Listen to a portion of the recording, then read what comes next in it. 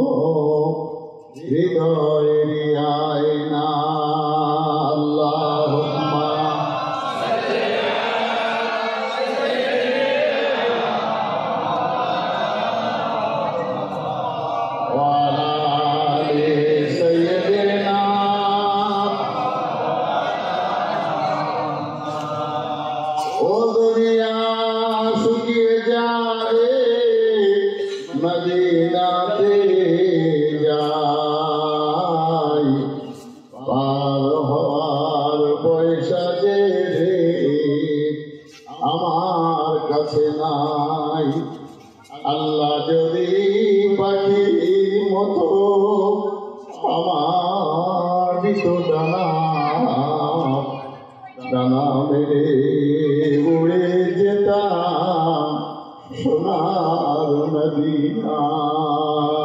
আল্লাহুম্মা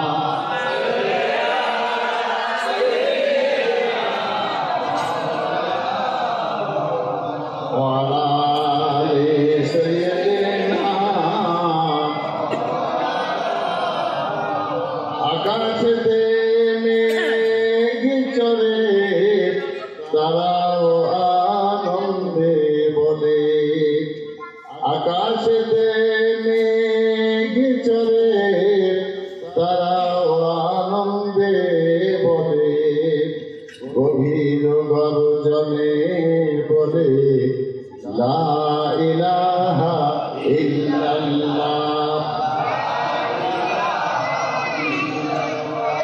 লা ইলাহা ইল্লাল্লাহ মুহাম্মাদুর রাসূলুল্লাহ, লা মাওজুদা ইল্লাল্লাহ, লা মাকসুদা ইল্লাল্লাহ, লা মাহমুদা ইল্লাল্লাহ, লা ইলাহা ইল্লাল্লাহ,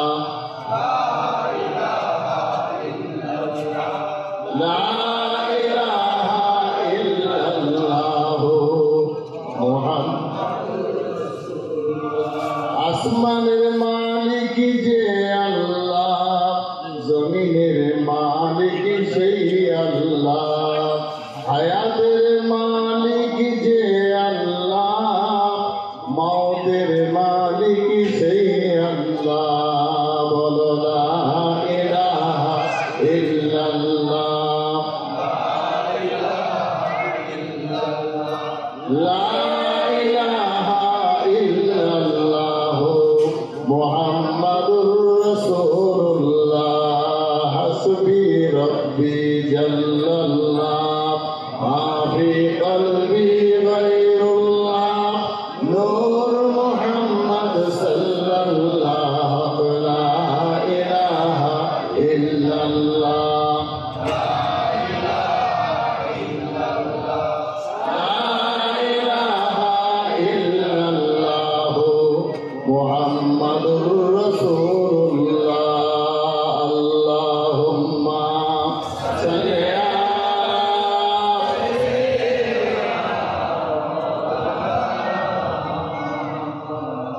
ওয়ালা আলি সাইয়্যিদিনা।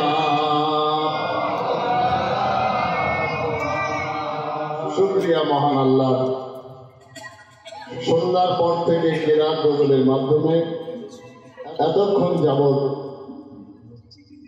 আপনারা দিনই মাহফিলে বসে আছেন। জনাব আলহাজ রফিক আলী সাহেবের বাড়িতে তার আব্বাজান আলহাজ মরহুম আমির আলী সাহেব এবং তার স্ত্রী তথা রফিক সাহেবের আম্মাজানের রুহের মাগফিরাতের উদ্দেশ্যেই দিনই মাহফিলের আয়োজন। সেখানে আপনাদের যোগ্য ইমাম আলহাজ হাফেজ এনামুল হক সাহেব বন্ধুবার তিনি মূল্যবান বক্তব্য রেখেছেন। তারপরে আমার স্নেহধন্য মাওলানা মোতাসিম বিল্লাহ সাহেব হাটপুকুর থেকে এসেছেন ক্যানিংয়ের, তিনি অনেকটা কথা বলেছেন। এখন সংক্ষেপ সময়, বেশি রাত করা যাবে না। আপনাদের তো ব্যারাকপুর এলাকার শিল্প অঞ্চল আবার কি বলে করোনার যে আবহে মিলাদ মাহফিলের পরিচর্যা একেবারে বাজে জায়গায় সব সারা দেশি। তার ভিতর দিয়ে যারা রফিক সাহেবের বাড়ির এই দিনী মাহফিল, ইসালের সওয়াবের মাহফিল, আল্লাহ রাব্বুল আলামিন তার পাক কালামুল্লাহ শরীফের ঘোষণা মোতাবেক আমি ছোট ছোট দুটো কোরআনের আয়াত আর বিশ্বনবী সাল্লাল্লাহু আলাইহি সাল্লামের আহাদিসে মোবারকা ছোট্ট একটা হাদিস বলেছি। এই অল্প সময়ের ভিতরে এরই ভিতর থেকেই আমি আমার বক্তব্য সমাপ্ত করবো ইনশাল্লাহ। তবে শুরুতেই বলে রাখি, আপনারা সবাই আমার পরিচিত এবং আমার শ্রোতা, আর আমি আপনাদের পুরানো ভক্ত। কি ভাই কথা ঠিক? আপনারা অনেকবার আমার শুনেছেন, আর আপনারা ভালোবেসে ডাকেন আর আমি আসি। আজকে সারা পৃথিবীতে শুধু খিদায় নয়, ব্যারাকপুরে নয়, সারা পৃথিবীতে আমার ক্ষুদ্র জ্ঞান আমি দেখেছি যে তিনটে জিনিস আমাদের তাড়া করছে, তাদের থেকে বাঁচা খুব কঠিন। একটা হলো খোদার গজব। এই করোনা বলুন, যাই বলুন, নিউমোনিয়া, কারণ ওটারও করোনা মারা গেছে, তার থেকে বেশি লোক মারা গেছে। ওই গেলেই হাসপাতালে পরিষেবা পাবো না, গেলে যদি আমার পজিটিভ বলে দেয়, হ্যাঁ আবার গেছে তো ডাক্তার পায়নি, ভয়ে আতঙ্কিত হয়ে অনেক মানুষ আত্মহত্যা করেছেন। এই লকডাউন ফকডাউন হয়ে সব অভাব অন্তরের ভিতর দিয়ে গড় মিলিয়ে করোনায় যদি 10,000 লোক মরে, তো পরিষেবা না পেয়ে ভয়ে অন্যভাবে অর্থনৈতিক কাঠামো বিধ্বস্ত হয়ে তার থেকে ডবল লোক মারা গেছে। কথা কি বলছি? সেই সঙ্গে সঙ্গে এ তো তারা করছি, এটা খোদার গজব। ওই নিউমোনিয়া ব্রঙ্কাইটিস তাকে ঘুরিয়ে ফিরিয়ে করোনা বরোনা বলে যাই হোক হয়ে গেল। আর তারপরে আন্তর্জাতিকভাবে সারা পৃথিবীতে ব্যবসার হালটা একেবারেই বন্ধ।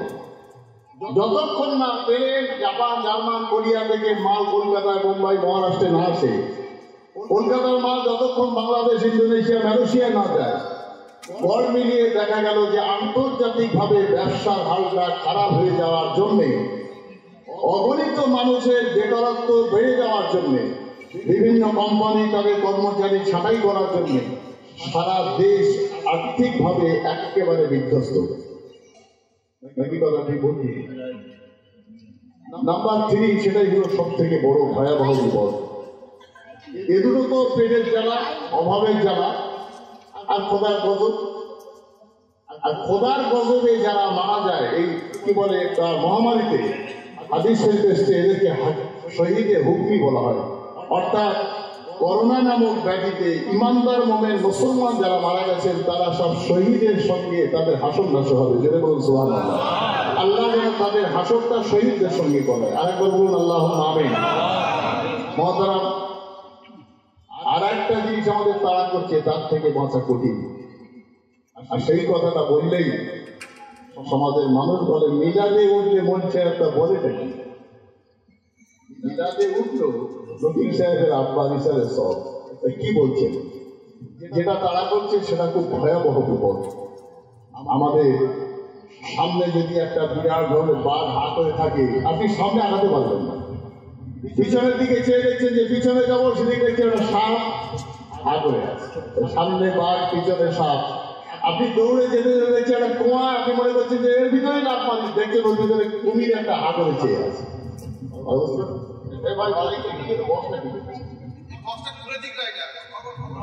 আপনি আর আমি বুঝতে পারছি যে সামনে যদি বাঘ থাকে, পিছনে যদি সাপ থাকে, দৌড়ে আপনি কুয়ায় ঝাঁপ দিতে যাচ্ছেন, সেখানে একটা কুমির হাত ধরে আপনার দিকে চেয়ে আছে, আপনি যাবেন কোথায়?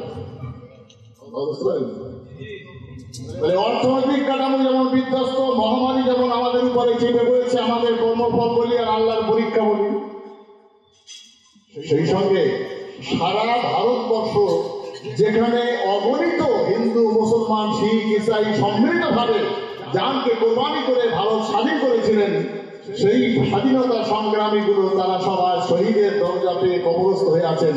তাদের রক্ত দেওয়া, ইংরেজকে উৎখাত করতে গিয়ে জেলখানা এসব করে রেখে দিয়ে গেলেন তাদেরই বংশ পরম্পরায় আমরা এখানে গণতন্ত্র দেশ হিসাবে বসবাস করি। কথা ঠিক? সেই জায়গায় আজকে এই দেশকে বিভেদকারী একটা শক্তি, সাম্প্রদায়িক একটা শক্তি, সাম্প্রদায়িক মনোভাবান্ধ মানুষ যারা অশান্তি চায়, শান্তিপ্রিয় নন, সেই মানুষগুলো যেন আমাদেরকে তাড়া করছে। আজকে আপনি কোন জায়গায় যাবেন একটু ভেবেছেন? সুবহানাল্লাহ বলে পালালে আর হবে না, ধরা পড়ে যেতে হবে। ভাই বাঘ, নয় সাপ, নইলে কুমির, আপনি যাবেন কোথায় সেটা ভাবুন। সে যদি দৌড়ালে আবেগে হবে না। হিন্দু হোক আর মুসলমান হোক, যদি কেহই এই দেশের মধ্যে ধর্মভিত্তিক কোনো কিছু করতে চায়, জানতে হবে সে এই ভারতবর্ষের গণতন্ত্র প্রিয় মানুষের শক্তি। আমরা তাদেরই সন্তান যারা জান কোরবানি করে আমাদের জন্য এই ভারতবর্ষ স্বাধীন করে গেলেন। সেখানে আমরা বাঁচতে চাই, মাথা উঁচু করে থাকতে চাই। আর আল্লাহ রসুল বলেছেন হব্বুল ওয়াতমিনাল ঈমান, জন্মভিটের উপরে মহব্বত রাখা ঈমানের একটা বিশেষ অংশ। যেটা বলুন সুবহানাল্লাহ। তাই এদেশ আমাদের, আমরা এখানে থাকবো, আমরা এখানে মাথা উঁচু করে থাকবো, আমরা এখানে সম্মিলিতভাবে হিন্দু, মুসলমান, শিখ, ইসাই যেমন বসবাস করি তেমন করে থাকতে চাই। তাই মহান আল্লাহ আগামী দিনে যাতে বিভেদকারী শক্তি, সাম্প্রদায়িক শক্তি, যারা মানুষের মধ্যে ভেদাভেদ তৈরি করতে চায়, সম্প্রদায়িক মনোভাবাপন্ন মানুষগুলোকে আল্লাহ পরাস্ত করে গণতন্ত্র প্রিয় মানুষগুলোকে টিকিয়ে রেখে আমাদেরকে শান্তির সঙ্গে যেন বসবাস করার তৌফিক দান করে। জুড়ে বলতে পারেন। কথাটা বুঝতে অসুবিধা হয়ে গেল না? রাগ করছে? আমি আপনাদের কাছে খোলামেলা হচ্ছি, মিলাদ কি শুনতে বলেন? মিলাদ একটা বই শুরু করলে, একটা জীবনী বললে সমাজ হবে না? মিলাদ কি শোনেন?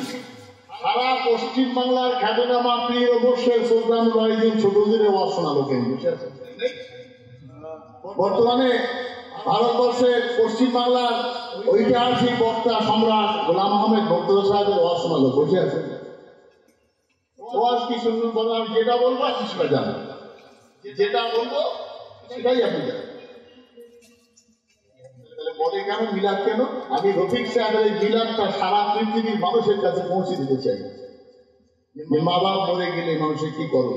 এই লোকগুলোকে নিয়ে, তাদের পদধূলি নিয়ে, তাদের পিছনে মেহমানদারি করতে লাভটা কি? কেন করছে? ছোট করে না বলে রাখি, তারপর আমি কোরআনের আয়াত যা বলেছি তার উপরে ভিত্তি করে আমি দুটো কথা বলি। আজকে করোনা হচ্ছে, তারা করছে, বিবেককামী শক্তি মাথা চাড়া দিচ্ছে, অর্থনীতিটাও বিধ্বস্ত হচ্ছে, আর চিল্লাচিল্লি করলে হবে না। চিল্লাচ্ছেন কেন? লাফালাফি করার জায়গা নেই তো। কিসের জন্য এগুলো হয়? কেন হয়? নিশ্চয়ই আমরা আমার রাসূলুল্লাহ সাল্লাল্লাহু আলাইহি সাল্লাম সোনার জবানে আমাদের পূর্বে সতর্ক করে গেছেন 1500 বছর আগে। এগুলো হবে কেন? কেন হয়? কি জন্য হয় বলা নাই? বিশ্বনবী আমাদের বলে জাননি যে কেন হয় এগুলো? আমরা সবাই জানি। তারপরেও আমরা আমাদের নফসের দাসত্ব করতে গিয়ে সব ভুলে গিয়ে করোনা হয় হোক, কলেরা হয় হোক, হবে হবে, আমি আমার মন যেটা বলতে চাই। আমার আগে আগের দিনে কলেরা হতো, গ্রাম গ্রাম ভেটে, এখন তো সেটাকে ডায়রিয়া বলে। কলেরাটাই মহামারী রোগ, করোনাটাও মহামারী রোগ, এটা খোদাই বোঝো। আজকে এগুলো আসে কেন? কি জন্য হয়? আল্লাহর কোরআন তো মিথ্যা হবে না? মিথ্যা হবে? কোরআন মিথ্যা হলে ইমান থাকবে? একটা কোরআন শরীফের একটা শব্দ অস্বীকার করার জন্য আমি তাকে কাফের করবো, আপনাকেও কাফের করতে হবে। আপনি কাফের না বললে আপনি কাফের হয়ে যাবেন। লোকটার নাম বলবো? একটা শব্দ অস্বীকার করছে, সে লোকটা কাফের। আমি বলছি, আপনাকে বলবো না বললে আপনি কাফের। একটা শব্দ কোরআন মিথ্যা বলে? কোরআন মিথ্যা বলে? মা কানা মুহাম্মাদুন আবা আহাদিন মির রিজালিকুম ওয়ালাকিন রাসূলুল্লাহি ওয়া খাতামান নবিয়্যিন। এই খাতামান নবিয়্যিন শব্দটা অস্বীকার করবে কে? লোকটা তখন বাংলাদেশ, ভারত, পাকিস্তান সব এক জায়গায়। এই দেশে একজন লোক জন্মেছিলেন খুব পণ্ডিত, কোরআন শরীফের প্রতিটি আয়াতের মানে তফসির করতে পারতেন। আর সেই লোকটাই এই আয়াতের একটা শব্দ অস্বীকার করবে। লোকটার নাম গোলাম আহমেদ কাদিয়ানি। নাম শুনেছেন? পাকিস্তানের নাম শুনেন? গোলাম আহমেদ কাদিয়ানি বলেছিল সেদিনে মা কানা মুহাম্মাদুন, এই আয়াতে যে হযরত মুহাম্মদ সাল্লাল্লাহু আলাইহি ওয়াসাল্লাম খাতামান নবীর নাম, মুহাম্মদ সাল্লাল্লাহু আলাইহি ওয়াসাল্লামের পরে আল্লাহ আমাকে নবী করে পাঠিয়েছেন।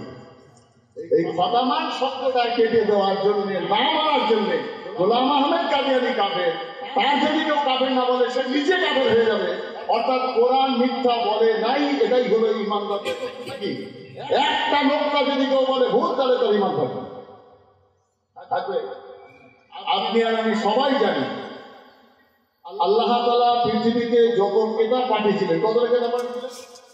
আমরা জানি 4টে, তাই না? কোরআন আর তৌরাত, জবুর আর ইনজিল। এই 4টে তো মন্ত্রীর কাছে পাঠিয়েছিলেন। আল্লাহ যে মন্ত্রী সভা করে পাঠিয়েছিলেন অগণিত নবী, সে 1,24,000 হতে পারে, 2,24,000, সেটা অন্য নবী পাঠিয়েছিলেন। সেই নবীগুলো সবাই তারা এমপি, আর সেই নবীগুলোর মধ্যে 4 জন নবীকে আল্লাহ মন্ত্রী করে পাঠিয়েছিলেন। তাই তাদের 4 জনকে 4টে আলাদা ভাবে কেতাব দিয়েছিলেন, আর সেই তাদের মধ্যে প্রেসিডেন্ট করে পাঠিয়েছিলেন আমার আপনার নবী মুহাম্মদ সাল্লাল্লাহু আলাইহি ওয়াসাল্লামকে। জোরে বলেন সুবহানাল্লাহ। এই কোরআন, তৌরাত, জবুর, ইনজিল, এই 4টে তো আছে, এটা বড় কেতাব। আরো 100টা সহিফা পাঠিয়েছিলেন আল্লাহ, অর্থাৎ আসমানি কেতাব মোট হলো 104টে। 104টে। আর এই 104টে কেতাবের হাফেজ মাত্র 3 জন। কতজন? 3 জন। আচ্ছা, 3 জনের মধ্যে যে 104টে কেতাবের হাফেজ, সেই লোকটা কোনোদিনই জাহান্নাম যেতে পারে? কথা বলেন। 104টে কেতাবের যে হাফেজ, সে কি জাহান্নামে যায়? এটা হতে পারে? আমরা একটা সাধারণত 30 পারা কোরআন শরীফের হাফেজের পরিজাদায় পানি খেতে পারবেন, আমরা বলি না? এই 104টে কিতাবের হাফেজ ছিলেন আপনার আমার নবী হযরত মুহাম্মদ সাল্লাল্লাহু আলাইহি ওয়াসাল্লাম। জোরে বলেন সুবহানাল্লাহ। আর ফেরেশতা জিবরাইল আলাইহিস সালাম যিনি এই কিতাবগুলো নবীদের কাছে নিয়ে আসতেন, আরেকটু জোরে বলেন সুবহানাল্লাহ। মাটির মানুষ নবী, নূরুন নবী হযরত মুহাম্মদ সাল্লাল্লাহু আলাইহি ওয়াসাল্লাম 104টে কিতাবের হাফেজ। আর ফেরেশতা, নূরের ফেরেশতাদের মধ্যে হযরত জিবরাইল আলাইহিস সালাম আর কোন ফেরেশতা নন, শুধুমাত্র জিবরাইল 104টে কিতাবের হাফেজ।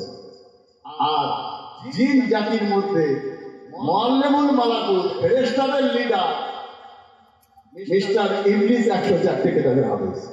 ভালো বুঝতে পারছেন? 104টে কিতাবের হাফেজ হওয়ার পরেও ইবলিস চির জাহান্নামী। কথা ঠিক তো? পাণ্ডিত্য অর্জন করে বেহেশতে যাওয়া যাবে, পাণ্ডিত্যের সঙ্গে সঙ্গে তার কাজ করতে হবে। আমি বলতে চাচ্ছি যেটা, যে আজকে এই কোরআনের একটা শব্দ যদি ভুল না হয়, তাহলে করোনা আসুক, কলেরা আসুক, মহামারী আসুক, অর্থনৈতিক কাঠামো বিধ্বস্ত হোক, বিভেদকামী শক্তি আমার আপনার উপরে চেপে বসুক, সাম্প্রদায়িক শক্তি এসে আমাদেরকে বিভেদ তৈরি করে দিক, এ সব যদি আল্লাহর তরফ থেকে হয়, তাহলে নিঃসন্দেহে বুঝতে হবে ঘাটতিটা আমার। কি ঘাটতিটা আমার? তার মানে আল্লাহ গফুরুর রহিম, আল্লাহ রহমানুর রহিম, আল্লাহ আমাদের উপরে জুলুম করতে পারে। লাকাদ খালাকনাল ইনসানা ফি আহসানি তাকওয়িম। আল্লাহ বলছেন, বান্দা আমি মানব জাতিকে সব থেকে সুন্দর করে তৈরি করেছি। জোরে বলেন। যাদেরকে এত সুন্দর করে আল্লাহ তৈরি করলেন, ফেরেশতারা যখন বডিটা তৈরি করলেন, আল্লাহর ফেরেশতারা জিজ্ঞাসা করলেন, আল্লাহ এখান থেকে এটা কেমন করে তৈরি করব? আল্লাহ বললেন, আমার ফেরেশতারা শুনে না, তোমরা এটা তৈরি করতে পারবে না। পৃথিবীর জমিনে অগণিত মানুষ যাবে, ছেলে কথা বললে মা যেন কণ্ঠস্বর বুঝতে পারে এটা আমার ছেলের আওয়াজ, স্বামী ডাকলে যেন বুঝতে পারে এটা আমার স্বামীর আওয়াজ। ও ভাইজান, আল্লাহ বললেন, ও ফেরেশতারা এটা আমি তৈরি করবো, এখানে হেডলাইট লাগবে, এখানে আপনার দুই পাশে দুটো মাইক্রোফোন লাগবে, এরা কিনা তার কণ্ঠস্বর আলাদা হবে, তার মুখে ছবিটা আলাদা হবে, এসব করবার মতো ক্ষমতা ও ফেরেশতা তোমাদের নাই। তাই আমি আল্লাহ আমার এই বান্দাদের নিজের মাথাটুকু আমি নিজে হাতে তৈরি করব। এই মেশিনটা ফেরেশতাদের দ্বারা হয়নি, এটা নিজে করেছিলেন আল্লাহ হাতে। আরেকটু জোরে বলেন। এত ভালোবেসে যাদের জন্য বেহেশতে কেনা, যাদের জন্য হযরত মুহাম্মদ সাল্লাল্লাহু আলাইহি ওয়াসাল্লাম মহামানবকে নবী করে রাহবার করে পাঠালেন, আল্লাহ তাদের জাহান্নামে দেবেন, তাদের উপরে গজব পাঠাবেন, তাদের খাওয়া হবে না, তাদের ব্যবসা বন্ধ হয়ে যাবে, চায় আল্লাহ? কেন পাঠালেন? এটা যদি পিছনের দিকে কেউ দেখা প্রতিখানার দোকান, কাপড়ের দোকান, হার্ডওয়ারের দোকান, নামাজ পড়ে ব্যবসা সামলাতে পারে, এটা পঞ্চায়েত সারা গ্রামের দায়িত্ব তাই নামাজ পড়ার সময় পায়নি, এটা পড়তাম সে বলে না অঞ্চল সামলাতে হয়, 20-22টা গ্রাম, কত আমাদের পরিবারের ইচ্ছা হয়, কত ভাঙা একটা লোকের ছোট্ট একটা লোকের ছোট পিছনের দিকে একটু যায়। কেন এসবগুলো আসে? এই যেন আমার হিন্দুস্তানের জমিনে খাজা মঈনুদ্দিন চিশতি রহমাতুল্লাহ আলাইহি যখন ইসলাম প্রচারের জন্য আসলেন, হুজুর এক জায়গায় দাঁড়িয়ে ওয়াজ করতে করতে 90,000 লোক কলেমা পড়ে মুসলমান হয়। এই লোকগুলো মুসলমান যখন হলো, বাপের সম্পত্তির থেকে বঞ্চিত হলো, ঘর ছাড়া হয়ে গেল।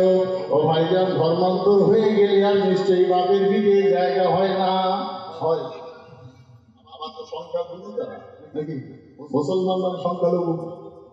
হিন্দুস্তানের জমিনে যখন ভারত, পাকিস্তান, বাংলাদেশ, বর্মা, শ্রীলঙ্কা সব এক জায়গায়, ও ভাইজান বিরাট এক সাম্রাজ্যে হযরত খাজা গরিবে নওয়াজ রহমাতুল্লাহ আলাইহির কাছে যারা কলেমা পড়ে মুসলমান হয়ে গেলেন, হুজুর একটা হাঁড়িতে 10 কেজি চাল, 20 কেজি আলু, 5 কেজি ডাল দিয়ে রান্না করতে বলে হুজুর তার ওন্নাটা দিয়ে চাপা দিলেন। দেওয়ার পরে বললেন, তোমরা লাইন দিয়ে বসে যাও, আর ওন্নাটা আলগা করবে না, এর থেকে তোমরা খাবার বন্টন করো। বড়দের ছোট থেকে গল্প শুধু পয়সা তুলছে আর সেখানে জুয়া করছে, কথা বলেন না? হাড়িটা পয়সা তোলার জন্য নয়, অর্শন দেওয়ার জন্য নয়, ওই সেই হাড়ি। আল্লাহ সাহেব এক হাড়িতে 90,000 লোকের খিচুড়ি খাওয়ালেন। আমি নিজের বলতে পারি আউলিয়া আল্লাহে লা খাউফুন আলাইহিম ওয়া লা হুম ইয়াহজানুন। আইয়া আমার খাজা গরিবের নামাজ রহমাতুল্লাহ আলাইহি হুজুরের কাছে বায়াত হয়েছিলেন যে লোকটা, সেই লোকটা পঞ্চায়েত মেম্বার নয়, সেই লোকটা প্রধান সাহেব নন, সেই মানুষটার একটা হার্ডওয়ারের দোকানদারের মতো ব্যবসাদার নন, একটা মুদিখানার দোকানদার নয়। ভাইজান আমার আপনি জেনে রেখে দেবেন, খাজা গরিবে নামাজ রহমাতুল্লাহ আলাইহি ইন্তেকালের সময় ওসিয়াত করলেন, বাবা যে লোকটা আমার জানাজা পড়াবে তার যেন জীবনে জ্ঞান বুদ্ধি হওয়ার পরে, সাবালক হওয়ার পরে আসরের 4 রাকাত সুন্নত নামাজ কাজা না থাকে। পড়ি কিন্তু গায়ে মত কাজা না পড়লে তো গুনাহ হবে না। 4 রাকাত নামাজ যার জ্ঞান বুদ্ধি হওয়ার পরে কাজা নেই, সেই লোকটা যেন আমার জানাজা পড়ে। যার এসা কোনোদিন তার তাহাজ্জুদ নামাজ কাজা নেই, সেই লোকটা যেন আমার জানাজা পড়ে। একদিন নয়, দুদিন নয়, 3 দিন পার হয়ে গেল, খাজা গরিবে নামাজের জানাজা পড়ানোর লোক আর হয় না। এমন সময় দেখা গেল একটা মানুষ ওর নাদা চাপা দিয়ে এসে গলাটা জড়িয়ে ধরে খাটের উপরে আনছেন আর বলছেন, হুজুর আমি আপনার কাছে বায়াত হয়েছিলাম আর আপনি তো আমাকে বলেছিলেন বাবা তোমার এই গোপন আমলের কথাটা কোনোদিন তুমি কারো সঙ্গে বলবে না, যেন তোমার প্রিয় তোমার এই আমলের কথা না জানে। ওগো আমার প্রিয় মুর্শিদ, আপনি কেন আমার এই গোপন রাজটাকে মানুষের সামনে প্রকাশ করে দিলেন? জানালে তখন আমার পড়াতে হবে। হুজুরের গলা জড়িয়ে ধরে সে লাশ পাতা করে ধরে হাউ হাউ করে কাঁদছেন। এই লোকটা কি মুদিখানা দোকানদার? এই লোকটা প্রধান সাহেব, এমএলএ, মুখ্যমন্ত্রী? নামাজ পড়তে বললে এবারে সময় নেই, আমি সামলাতে পারি নাকি? এই মানুষটা অন্য কেহ নয়, ও ভাইজান ভারত, বাংলাদেশ, পাকিস্তান, বর্মা এই সমস্ত সাম্রাজ্যের যিনি বাদশাহ, তার নাম হলো শামসুদ্দিন আলতামাস রহমাতুল্লাহ আলাইহি। সাম্রাজ্য সামলাবার পরে যারা আসরের নামাজের সুন্নতে গায়ে মক্কাদাটাও কাজা নাই, যে লোকটার তাহাজ্জুদ কাজা হয় না, ও ভাইজান খাজা গরিবে নামাজ রহমাতুল্লাহ আলাইহির মুরিদ। ভিতরে বলেন, আমি বলছি যদি মহান আল্লাহর কোরআন মিথ্যা না হয়, আপনার আমার যদি দৃঢ় বিশ্বাস থাকে, তাহলে এরা বিশ্বাস করতে হবে আযাব আর গজব শুধুমাত্র আমাদের কর্মফল। আর একটু পিছনের দিকে চলেন। ওয়ালা তাহিনু ওয়ালা তাহজানু, আল্লাহ বললেন আমার বান্দা তোমরা লাঞ্ছিত হবে না, অপমানিত হবে না, অপদস্থ হবে না। কে বলছেন? আল্লাহ বলছেন। আমার আপনার নবী সেদিনে যখন ওয়াজ নসিহত শুরু করলেন, নবুয়ত তখন প্রাপ্ত হন নাই, আনুষ্ঠানিক ভাবে নবুয়ত পান নাই। 40 বছর বয়সে আনুষ্ঠানিক ভাবে নবুয়ত দেওয়া হলো। হুজুরের তখন 18 থেকে 20 বছর বয়স। দাদু ইন্তেকাল করেছেন, চাচা আবু তালেবের কাছে মানুষ হচ্ছেন। ও ভাইজান আমার বিশ্ব নবী লালন পালন হন আবু তালেবের কাছে। মা নেই, বাপ নেই, দাদু নেই। বিশ্ব নবী ছেলেদেরকে ডেকে বলে, শোন, মদের দোকানে যাস না, যুবক ছেলেদের সঙ্গে মেশেন, জুয়া খেলতে যাস না, ওটা ব্যভিচারী করা মহাপাপ, ওরা হচ্ছে মা আর বোন, এইটা বোঝার চেষ্টা কর। আমার ভাইজানেরা বিশ্ব নবী কাজ যখন শুরু করলেন, করবার সময় লোকেরা, যুবক ছেলেরা দলে দলে নবীর ভক্ত হতে লাগলো। তখন নবীর নবুয়ত নাই, নবী তখন ইসলাম প্রচারের জন্য অন্য কোনো কাজ করতে পারেন না, কোরআন নাজিল হয় নাই। আমার আপনার নবীর এই প্রচারে ছেলেরা যখন নোংরা কাজ থেকে বিরত হচ্ছে, তখন তো আরবের বাদশাহ নবীর চাচা আবু তালিব, আবু তালেবের নেতৃত্বে মদের দোকান থেকে একটা কমিশনই আসে না, জুয়া খেল থেকে একটা কমিশনই পায় সরকার, পোস্ট কোয়ার্টার থেকে একটা অংশ পায়। কোন মন্ত্রী সভার লোকের আবু তালেবের কাছে এসে বলল, আবু তালেব, তুমি আমাদের বাদশাহ, তুমি জানো যে আমাদের কারবারে ভাড়া পড়ে যাচ্ছে তোমার ভাইপোর জন্য? যে ভাইপোকে তুমি কলিজা দিয়ে ভালোবাসো, এত যত্ন করে লালন পালন করো, মোহাম্মদ সব আমাদের দলের লোক তো টেনে টেনে ওর দলে নিয়ে যাচ্ছে, যার জন্য আমাদের খরিদ্দার কমে যাচ্ছে। কালকে সকাল হোক, অফিসে গিয়ে মোহাম্মদের নামে ডায়েরি করা হবে, কেস করা হবে, আর রাষ্ট্রদ্রোহী দেশদ্রোহী মামলায়, ধর্মদ্রোহী মামলায় ওকে ফাঁসি দেওয়া হবে, মৃত্যুদণ্ড হবে। আবু তালেব বললো যে তোমরা যাও, আমার ভাইকে বাড়ি আসতে দেখি আমি আসলে নবী বাড়ি। আবু তালেব জিজ্ঞাসা করছে, মোহাম্মদ তুমি সব করছো? আমাদের সব খরিদ্দার কমে যাচ্ছে, জোয়ার থেকে মদের দোকানে, পোস্ট কোয়ার্টারে, তুমি ব্যাপারটা কি? তুমি সব করছো নাকি? কি বলবে? না বললে মিথ্যে কথা বলা হবে, যদি হ্যাঁ বলে সত্যি কথা বলা হবে। সত্যি কথা বলে বিপদ নেই, সত্যি বললেও বিপদ, আর মিথ্যে কথা তোমাকে বলবেন না। বলেন আপনার আমার নবী হাউ হাউ করে কাঁদছেন। আবু তালেব বলল, ভাতিজা শোনো, তোমার মা নেই, বাপ নেই, তোমার দাদু আমার হাতে তুলে দিল। আমি সেদিনে আমার বাপ আব্দুল মুত্তালিবের সঙ্গে কথা দিয়েছিলাম, আমার আব্বা আপনি নিশ্চিন্তায় থাকুন, মোহাম্মদ মার জন্য কাঁদবে না, বাপের জন্য কাঁদবে না, দাদুর জন্য কাঁদবে না, আমি ওকে সেইভাবে লালন পালন করব। এ মোহাম্মদ তোমাকে এত যত্ন করে ভালোবেসে বুকের ভিতরে রেখে আমি লালন পালন করি, আর তুমি আমার ব্যবসায় আঘাত করছো। কি করছে সব ঠিক নাকি? তখনও কাঁদছেন। মোহাম্মদ কেঁদে লাভ হবে না, বলো তুমি হ্যাঁ না, কাঁদছো কেন? সত্যি কথাটা বলো।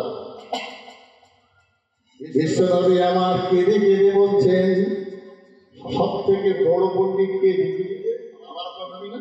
সহজে সহজ কথাটাকে ঘুরিয়ে দিয়ে আল্লাহ রসুল পুরস্কৃত করে কথা বলছেন। বলেন নবীর পরে যদি কেউ ব্রিলিয়ান হয় পৃথিবীতে, সেটা হচ্ছে হযরত আলী কাররামাল্লাহু তাআলা। বলেন নবীর পরে যদি কেউ ব্রিলিয়ান হয়, সেটা হচ্ছে হযরত আলী কাররামাল্লাহু তাআলা। একসঙ্গে বসে আছে দস্তরখানে, একটা বুড়ি এসে বলছে, হুজুর আমি একটা খেজুরের গাছ দিতেছিলাম, মানত করেছিলাম আমার খেজুরের কাঁদিটা হবে, প্রথম কাঁদিটা আমি আপনাদের দেবো, তা আপনারা খেয়ে দোয়া করবেন। তো কাঁদিতে দেওয়ার পরে হুজুর সে দস্তরখানে ছড়িয়ে বুঝলাম, আর এই বুড়িমার জন্য দোয়া করবেন যাতে ফল ভালো হয়।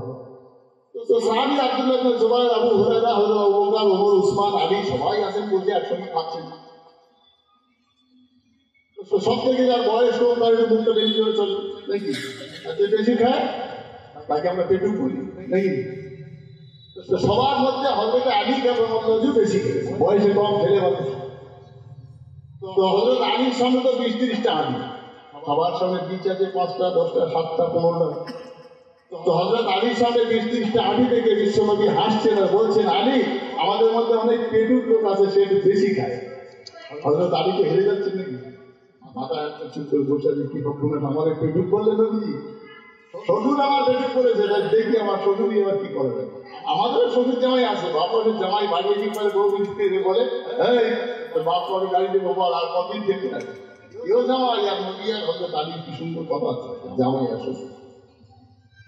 হযরত আলী কাররামাল্লাহু বলছেন, আল্লাহ আমি আমার পেটুক করলাম আমার শ্বশুর বলে চিন্তা করছেন। বিশ্বনবী বলছেন, আলী দেখো তোমার ভাইরা সব কটা করে খেয়েছে। তো হযরত আলী কাররামাল্লাহু হযরত উসমানের দিকে চেয়ে দেখছেন 5-6টা খেয়েছে, আর নিজে তো 30টা খেয়েছে। লজ্জা লাগা স্বাভাবিক। যেই 5-6টা আঁটি হযরত উসমানের দিকে দেখতে গেলেন, বিশ্বনবী 5-7টা খেয়ে আঁটি খেয়েছিলেন, সেই কটা হযরত আলী উঠে দিলেন। দেওয়ার পরে সে আলী ছিল 30টা, হয়ে গেছে 35-36টা। হযরত আলী আরো লজ্জা করলেন, আমার এতটা খাইছে, আমি এতটা খাইনি। তারপর দেখেন যে নবীজির সামনে আঁটি নেই। তো হুজুরকে দেখে হাসছেন, আর হযরত আলী কাররামাল্লাহু বলছেন, ইয়া রাসূলুল্লাহ, ইয়া হাবিবাল্লাহ, আমি খুব জানি না যে যারা পেটুক হয় তারা বেশি খায়, কিন্তু অনেক পেটুক আমাদের মধ্যে আছে তারা আড়ি শুধু খায়। বুঝতে পারবেন ছেলে বলতে পারলেন না সমান জামাই, তাহলে শ্বশুরকে তার থেকে বড় পেটুক বলবেন নাকি, আপনার এখানে আড়ি নেই মানে আপনি আড়ি শুধু খেয়ে গিয়েছেন, এইটা বলছেন। হযরত আবু তালিব রাসূলুল্লাহর চাচা আবু তালিব বিশ্ব নবীকে বলছেন, মোহাম্মদ কেঁদে লাভ হবে না বাবা, তোমাকে বলতেই হবে তুমি এই কাজ করো কিনা। বিশ্ব নবী বললেন, ইয়া রাসূলুল্লাহ, ইয়া রাসূল পাক বললেন, চাচা আপনি শুনে নিন, আমার আল্লাহ দুনিয়ায় আমাকে পাঠিয়েছেন যেখানে জুয়া হবে সেটা বন্ধ করার জন্য। আমার চাচা আপনি শুনে নিন, যেখানে মদের ঠিক বসবে আমি সেটা উৎখাত করবো। ও আমার চাচা আপনি শুনে নিন, যেখানে নারী জাতির উপরে জুলুম হবে সেটা আমি উৎখাত করার জন্য যা করার তা করবো। গান বাজনা আসর হবে, আমি তার হাতটা মুছতে গান বাজনা বন্ধ করে দেব। এ আমার চাচা, আল্লাহ ছাড়া অন্য কারো কদমে সিজদা হবে সেটা আমি মুহাম্মদ বন্ধ করে দিয়ে যে আল্লাহ আমাদের তৈরি করেছেন সেই আল্লাহর কদমে সিজদা দেওয়ার জন্য আমার যা করার দরকার তা আমি করব। ও আমার চাচা, এই সমাজ থেকে সমস্ত অন্যায়কে অরাজকতাকে আমি ধূলিসাৎ করে দিয়ে স্বর্ণযুগ তৈরি করবার জন্য এসেছি। তাই চাচা শুনে নাও যে আল্লাহ তৈরি করেছেন, আমি গান বাজনা যেমন একদিকে বন্ধ করব, আর একদিকে নামাজের ধ্বনি দিয়ে মানুষকে ডেকে সেই আল্লাহর কদমে সিজদা করাবো। এটা হলো আমার কাজ। আবু তালেব বাদশাহী করেন, বুঝতে পারলেন যে ভাই ভাই কাজ চালাচ্ছে নাকি, উত্তর দিলেন হ্যাঁ না বলেননি, কিন্তু কি করবেন বলে নবী এসেছেন পৃথিবীতে, জামানায় জাহিলিয়াতের অবসান ঘটিয়ে স্বর্ণ যুগের আবিষ্কার করবেন সেটা বললেন নাকি। বলবার পরে আবু তালেব বুঝতে পারলেন ভাতিজা এই কাজ করছে। তাই আবু তালেব বলেছিলেন সেদিনই, ও আমার ভাতিজা মোহাম্মদ, শোনো, তুমি যে কাজ করছো তোমার কাজটা তুমি চালিয়ে যাবে, তবে একটা কথা বাবা শুনে রেখো, আমি কিন্তু তোমার দলে যেতে পারবো না, তবে তোমার বিরোধিতা করবো না। আর যারা তোমার বিরোধিতা করবে আমি আবু তালেব কথা দিলাম ভাই গো, আমি যতদিন বেঁচে থাকবো আমার শরীরে এক ফোঁটা রক্ত থাকতে তোমার পশমে আঘাত আনতে দেব না। চালিয়ে যাচ্ছেন কাজ নাকি। আরবের লোকেরা বলছে, আবু তালেব তুমি যখন তোমার ভাই বোন কাজের উৎসাহ দিচ্ছ, সে চালিয়ে যাচ্ছে, আমাদের ধর্ম উৎখাত করে দিচ্ছে, ব্যবসা তছনছ করে দিচ্ছে, তা তুমি তাহলে চলে যাও মোহাম্মদের দলে, তুমি যাও না কেন? আবু তালেব বলছে, গেলে খুব সুবিধা হয় নাকি, মোহাম্মদের দলে 50-60টা লোক, আমি এখন ওই দলে গেলে আমি হয়ে গেলে 51টা হলো, 61টা হলো, 100টা হলো, তাহলে আমি যাওয়ার পরে আমি তো সংখ্যালঘু দলের লোক হয়ে গেলাম, তাহলে নিঃসন্দেহে আমার গদি চলে যাবে। তাই গদি চলে যাওয়ার ভয়ে আমি কর্মটা করবো না। সেই জন্য আবু তালেব এত ভালোবেসে বুকের ভিতর করে দেখেও সে আবু তালেব ও চির জাহান্নামী। গজব এমনি আসে না, এমনি আসে। আল্লাহ ওয়াদা করলেন, ওয়ালা তাহিনু ওয়ালা তাহজানু, মুহাম্মাদুর রাসূলুল্লাহ সাল্লাল্লাহু আলাইহি ওয়াসাল্লামকে কে গার্ড করছেন? কথা বলেন না কেন? আবু তালেব যেটা ইসলাম ধর্মে যাই শত্রু বলে না করলো না, নবীকে নবী বলে মানল না, আল্লাহকে আল্লাহ বলে স্বীকার করলো না, অথচ সেই আল্লাহর দ্বীনকে প্রতিষ্ঠিত করার জন্য নবী কাজ করছে না, তার দ্বারাই আল্লাহ করাচ্ছেন। নিজের বলতে পারবেন না। আল্লাহ বলছেন, ওয়ালা তাহিনু ওয়ালা তাহজানু, তুমি জায়গায় থাকো, তোমরা লাঞ্ছিত অপমানিত অবস্থ হবে না। হযরত গাউসুল আজম রহমাতুল্লাহ আলাইহি বসে আছেন, একটা যুবক ছেলে এসছে, এসে বলছে, হুজুর আমার বাড়িতে খুব অশান্তি চলছে, তা আমি এসছি আপনার কাছে হুজুর বায়াত হওয়ার জন্য। আমার স্ত্রী পীরের মুরিদ, আমার স্ত্রীর পরিবারের লোক সব পীর মুর্শিদে বিশ্বাসী, আমি মুরিদ হইনি বলে আমার সঙ্গে বউর সঙ্গে বেদনি ঝগড়া হয়। কি ঝগড়া দেখেছেন স্বামী স্ত্রী? আমাদের ঝগড়া হয় না, হয় না? শালিকারা হয়েছে, এই হয়নি সেই হয়নি, ওটা আনিনি, কত ঝগড়া হয়। সব তোমার ভাইয়া দাও, তোমার বোনির দেওয়ার, আমার বোনির কিছু দাও না, এসব নিয়ে আমাদের ঘরে হয়। আর তার বাড়ির ঝগড়া হচ্ছে কিসে? মুরিদ হওয়ার জন্য। হুজুর বলছে তুই মুরিদ হবি, তুই ছবি বলছে তুই হুজুর হবি, বলছে না হুজুর আমি মুরিদ হবো, তুই মুরিদ হবি, কি আমাকে পীর বলে মানবি, আমি যা বলবো তাই শুনবি? তোর হুজুর হ্যাঁ তোর পীরের মানে জানিস মুরিদ হওয়ার? বলে হ্যাঁ হুজুর জানি। তো কি জানিস? বলে হুজুর পীরের কাছে বায়াত হলে পীর সাহেব যা বলেন সেই মতো চলতে হয়, সেই আমলগুলো করতে হয়। তাহলে আমি যদি বলি তুই সেগুলো করবি, তাহলে হ্যাঁ হুজুর মুরিদ যখন হওয়া করবো না, আপনার হাতে বায়াত হবো, আপনি যা হুজুর করবেন তালিম দেবেন সেগুলো মানবো। তাহলে আমার তো বিশ্বাস হয় না। তোর মুখের ছবি বলতে দিতে পারবি না, হচ্ছে হুজুর হ্যাঁ ইনশাল্লাহ পারবো, আপনি বলেন। তো হযরত বড় পীর সাহেব রহমাতুল্লাহ তাকে একটা সবক দিচ্ছেন। আমি কি বলতে পারবি? ওয়ালা তাহিনু ওয়ালা তাহজানু। আল্লাহ বলছেন তোমরা লাঞ্ছিত অপমানিত হবে না যদি তোমরা প্রকৃত ইমানদার হও। জোরে বলুন সুবহানাল্লাহ। এই আয়াতটার ভিত্তিতে আমি এই কথাটা বলছি। বলছেন দেখি তুমি কেমন মুরিদ হবে বলে এসছো, আমি তোমার পীর হব, তুমি আমার মুরিদ হবে, আমি যা বলবো তুমি তাই শুনবে, দেখি তুমি কিরকম। পীর হতে গেলে কিছু লাগে তো নাকি? কেউ কেউ পীর সাহেব বললি হয়ে গেল, পীর সাহেব তো সরাসরি বলে টাকায় যাকে বলতে পাওয়া যাচ্ছে পীর, কত পীর নেবে না, বাচ্চা পীর, মাঝারি পীর, ছোট পীর, বড় পীর সব ভর্তি হয়ে গেছে। পীর হতে গেলে অনেক কোয়ালিটি থাকতে হয় নাকি? কথা বলেন না কেন? পীর হওয়ার জন্য অনেক যোগ্যতা অর্জন করতে হয়। পেটটা এমনি এমনি গাছ থেকে ফলে না। বুজুর্গ হওয়ার জন্য তার অনেক কাঠখড় পোড়াতে বলে। হযরত বড় পীর সাহেব রহমাতুল্লাহ মুরিদ হবে বলে যুবক ছেলেটা তাকে বলছে দেখি তুই কিরকম বায়াত হবে, দেখি আমার মুরিদ হয়ে তুই আমার কথা শুনবি। যা আমার এই হজরার পিছনে একটা মদের ড্রাম আছে, ওই ড্রামে এই আমার হজরার যে নামাজের পার্টিটা আছে এটা নিয়ে ওই ড্রামে ফেলে দিয়ে। কি বলতো বাবা হুজুর আমি তাহাজ্জুদ করি, ইশরাক করি, 5 ওয়াক্ত নামাজ পড়ি, জিকির আজকার করি, আমি বায়াত হতে এসেছি বলে আপনি এরকম জঘন্য কাজ আমার দিয়ে করাবেন? নামাজের পার্টি পবিত্র জিনিস আর মল একটা ডালা না পাচ্ছি তাই শুনে দেবো। তাহলে আমি তো পীর বলছি, তাহলে হুজুর বুঝতে হবে পীর বলে তাই যা বলবে তাই শুনতে হবে। তাহলে একটু বললে আপনি যা বলবেন আমি শুনবো। একটু যদি বললি যে মুরিদি মনে আমি জানি জানি আপনি যা বলবেন যায় তাই হুজুর আমার মতো কি একটা অন্যায় আপনার, আমার অন্যায় আপনার তুমি ধরে ফেলে দিলে তুমি আমাকে মুড়ি দেবে, তোমার মুড়ি করে আমার লাভ থাকে, তুমি যাও চলে যাও। আপনি আমার বায়াত করে দেন, এইসব অন্যায় কথাবার্তা বললি মেনে নেবেন। বলছে একদম বিতর্কের জায়গা নেই, হয় ওটা নিয়ে ফেলে দিয়ে আর নইলে বেরো জানি তো দরকার মুড়ি ধরি দিয়ে আমার কথা শুনবে রেখে মুড়ি দিতে এসছিস। যুবক ছেলেটা হাত জোর করে কাঁদেন, হুজুর আমাকে তাড়িয়ে দেবেন না, আমি বহু লোকের মুখে শুনেছি আপনি একজন যোগ্য পীর, কেন আপনি আমার কাছে অন্যায় আবদারটা করলেন? আবার বলছে অন্যায় আমি বুঝতে পারিনি, তবে আমাকে একটা রাত সময় দেন, আমি বাড়ি যাই, একটু ভেবে দেখি কালকে সকালে আসবো। যা বাড়ি যাই। যুবক ছেলেটা বাড়ি গেল, সারা রাস্তা ওই দুটো কথা মাথার ভিতরে, এত বড় একজন পীর কি করে মদের ড্রামে নামাজের পাটি ফেলতে বলে, মাথায় ঘুরছে। বড় পীর সাহেব বলতে পারলো, বড় পীর সাহেব এরকম একটা কথা বলতে পারলো, এই নিয়ে ভাবতে ভাবতে বাড়ি গেছে, ওর মাথার ভিতরে আর কোনো কথা নেই, ওই একটাই কথা বড় পীর সাহেব এরকম করে বললো। বাড়িতে গিয়ে ভ্রম হয়ে বসে আছে, মাঝে মাঝে বলছে কিস্টার কি করে এই কথাটা বললো, ওর বিবি তো ছটফট করছে, আমার স্বামী তোমাকে তো মুরিদ হতে পাঠালাম, তুমি মুরিদ হয়ে এসে পাগল হয়ে গেলে। মুরিদে কি বলি কি হয়েছে তো?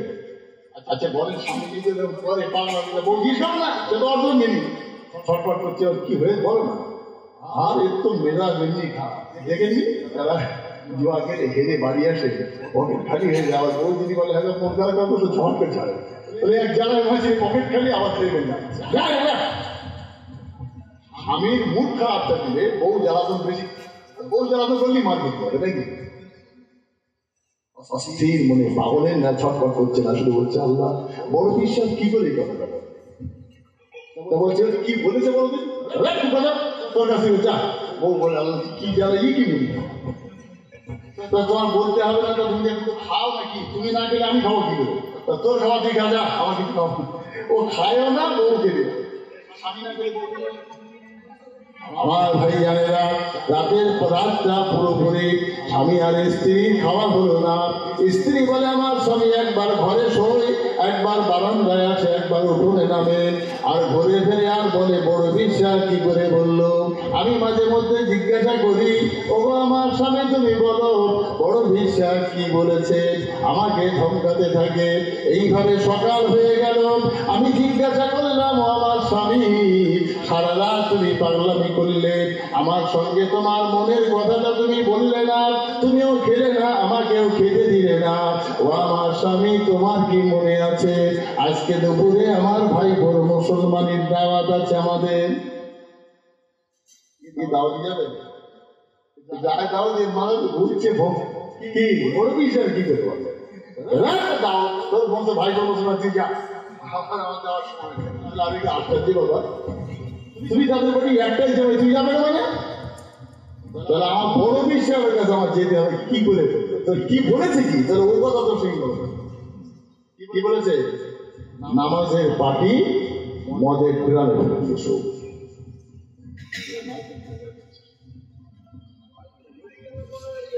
আল্লাহ একটু দূরে শরীফ আল্লাহুম্মা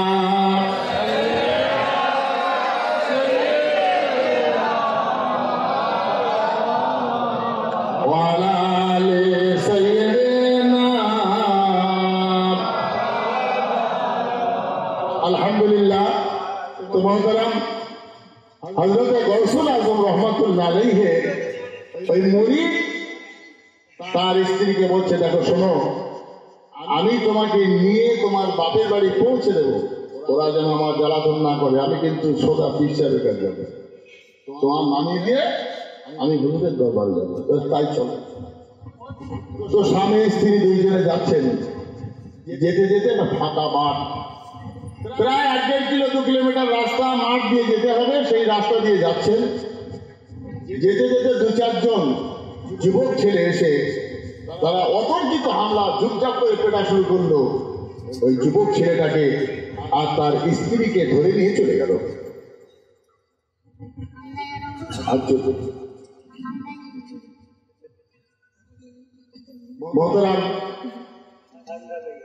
তো যখন চলে যাচ্ছেন, যাওয়ার সময় এত বেহুশ হয়ে খেটলে পড়ে আছে, মুখ টুক ফাটিয়ে দিয়েছে, রক্তাক্ত হয়ে পড়ে আছে। অধিক লোকেরা এসে হুঁশ আনালো, আনাবার পরে যুবক ছেলেটা ধরপড় করে ঠেলে উঠেছে, তাকে মুখে রক্ত, হাতে রক্ত, ভাব কি ঘুষিতে যা হওয়ার তাই হয়েছে। ও তখন ছুটছে ওর পীর আব্দুল কাদের জিলানী রহমতুল্লাহ দরবারে। ওয়ালা তাহনু ওয়ালা তাহজানু, কোরআন বলেছে বান্দা লাঞ্ছিত হবে না, অপমানিত হবে না, অপদস্থ হবে না, যদি আমার কোরআনের উপরে তোমার বিশ্বাস থাকে।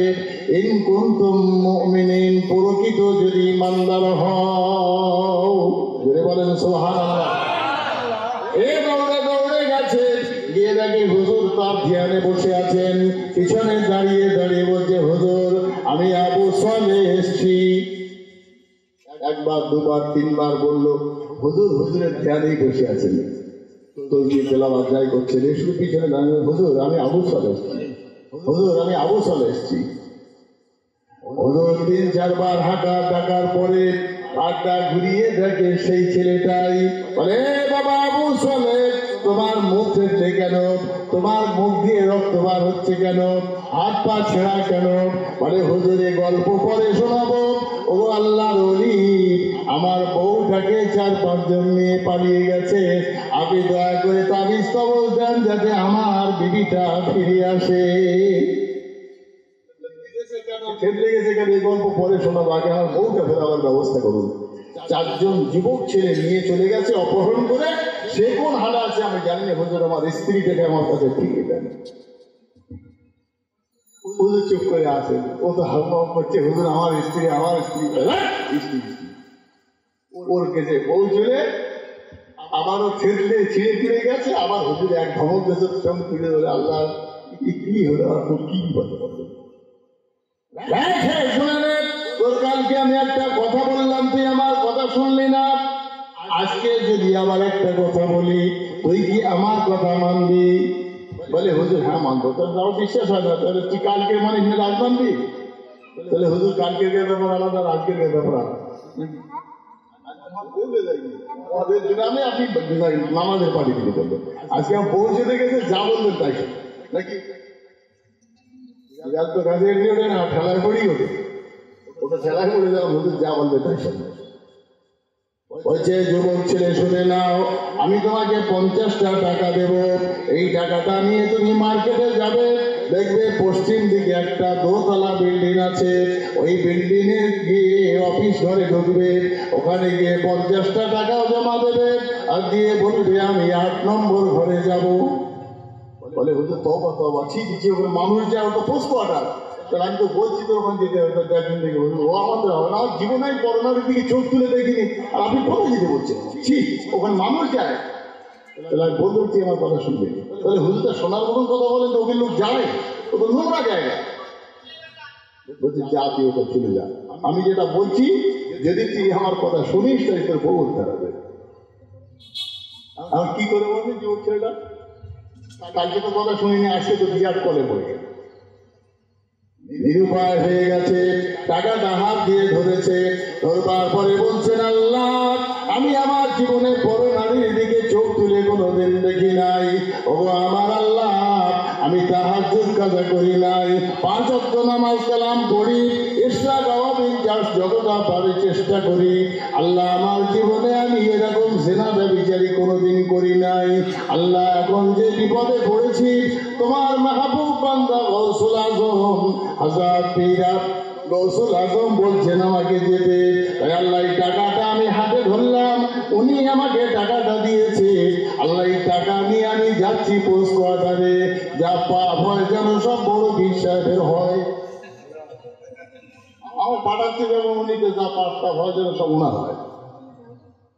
টাকাটা নিয়ে গেল, যাওয়ার পরে জমা দিয়েছে। যাওয়ার পরে দরজাটা খুলবার পরে দেখে ওর বিবি পেগলামুখী হয়ে বসে বসে কাঁদছে। বলেন, ওনার স্ত্রীর কাছে পাঠিয়েছে নাকি?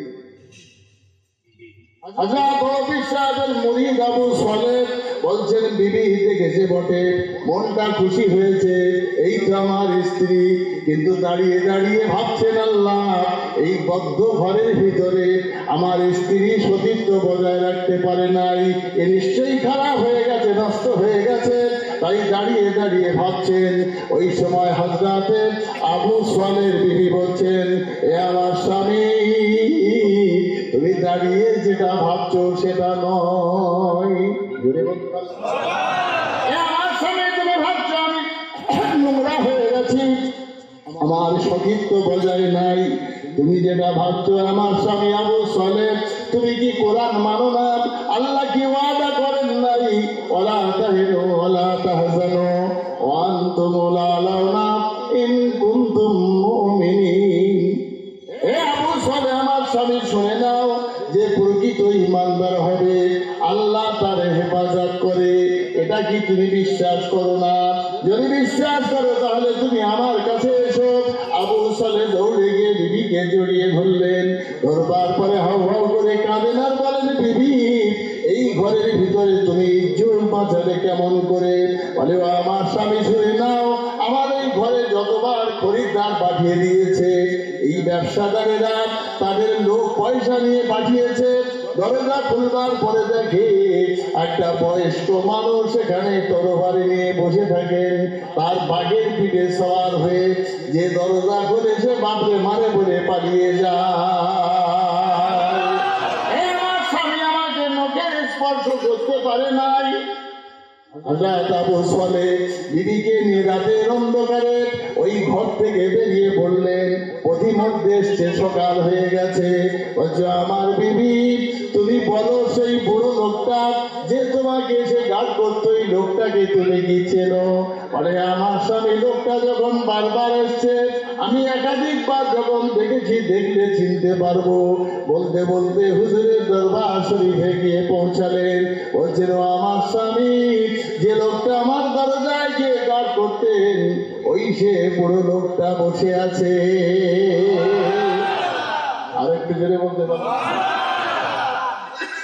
আল্লাহ বলছেন, পোস্ট কোয়ার্টারের ভিতরে একজন মহিলার ইজ্জত যদি রক্ষা করে, তাহলে করোনাই বলি আর মহামারী বলি আর করে না বলি আসে। বলেন না কেন?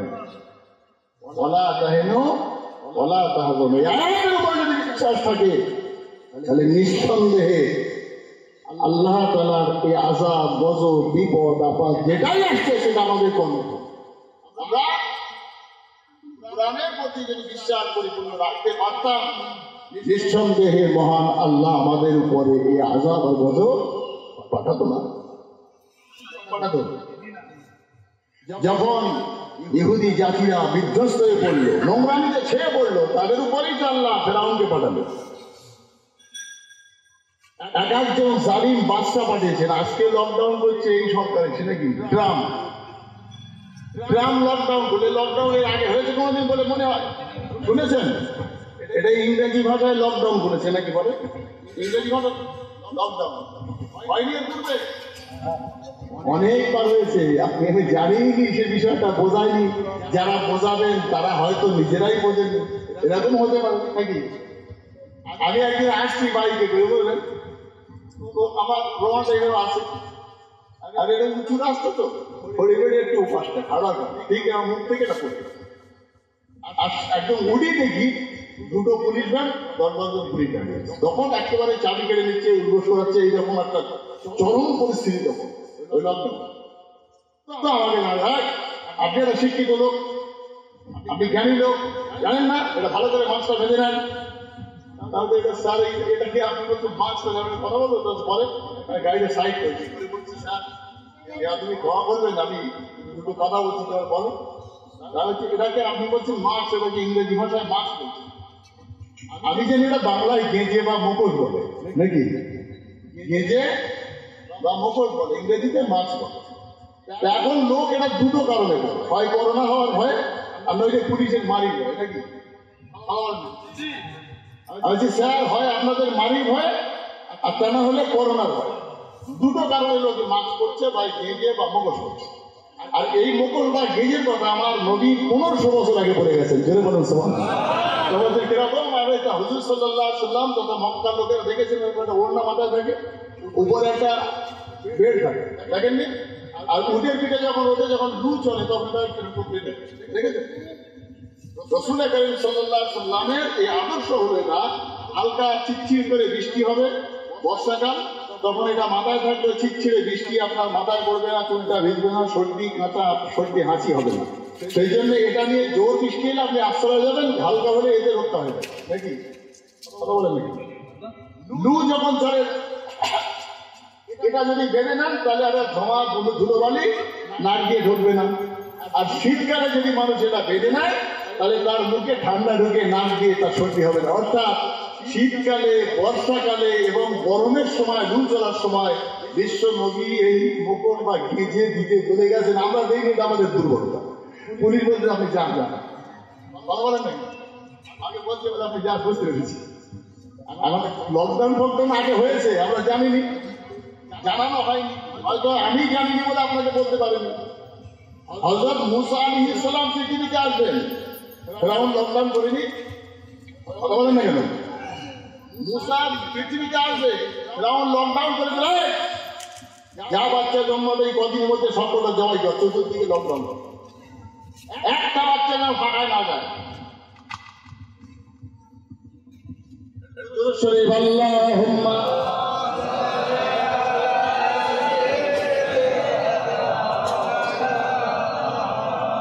ওয়ালা আলি সাইয়্যিদিনা।